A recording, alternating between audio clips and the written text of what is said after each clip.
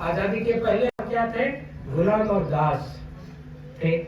जब अब भारत आजाद हुआ तो हमें मजदूर शब्द मिला, मजदूरों के अधिकार मिले। उस अधिकार के तहत डॉक्टर भीमराव अम्बेडकर साहब ने एक आरक्षण नामक सूत्र दिया कि इस सूत्र को आप आगे बढ़ा के अपने जीवन की समस्याओं को हल करके हक अधिकार की लड़ाई को आगे पा सकते हैं। मगर इसकी समीक्षा वाले जब बिंदु पे आते हैं तो देखिए, आरक्षण के पहले आपको शिक्षा चाहिए। शिक्षा ही आप बर्बाद कर दी गई।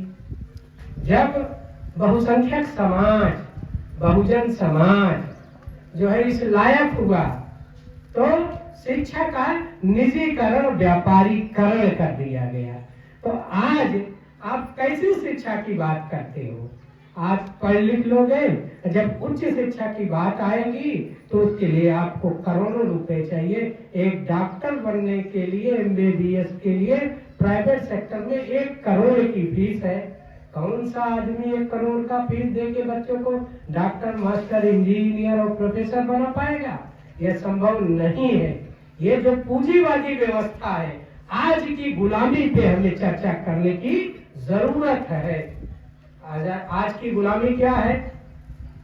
आज की गुलामी नंबर 1 पूंजीवादी शिक्षा, नंबर 2 पाखंड रूपी समाज का नवनिर्माण।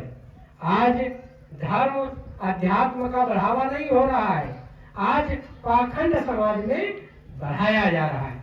आज हमें अपने संविधान बचाने की लड़ाई लड़ने की जरूरत है, जिसके तहत हम आकर अधिकार को देखते हैं।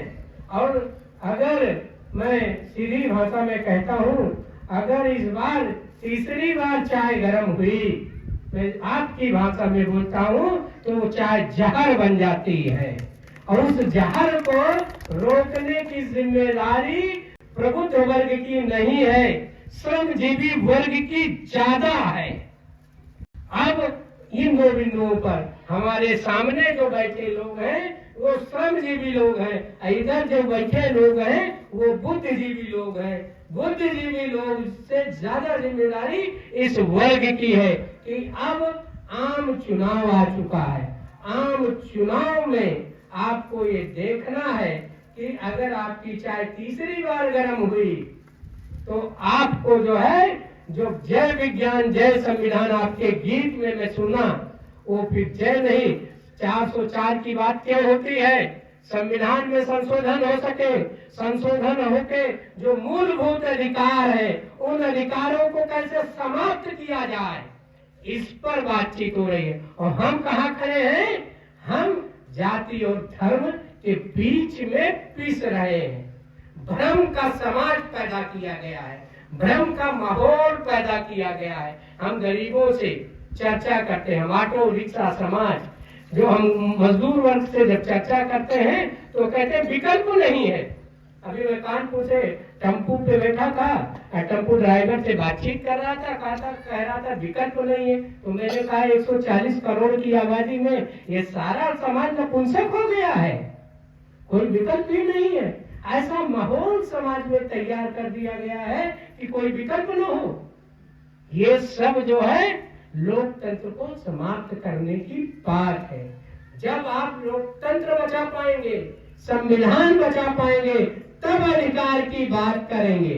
अब आ जाइए, आप आरक्षण की बात सुनना चाहते हैं। आरक्षण की समीक्षा होनी चाहिए। गांव के प्रधान से लेकर प्रधानमंत्री के सचिवालय और राष्ट्रपति सचिवालय तक आज केंद्रीय विद्यालय में एक भी प्रोफेसर OBC SC का नहीं है।